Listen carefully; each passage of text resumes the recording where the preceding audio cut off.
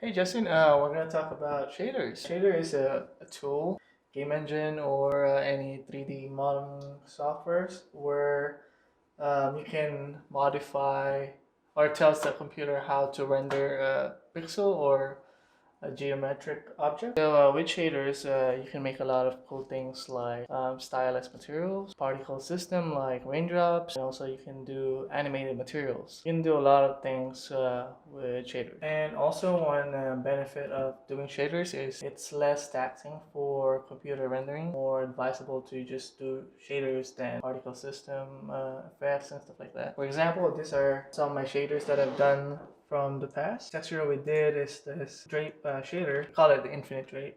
So basically using its texture coordinates and auto task it for you.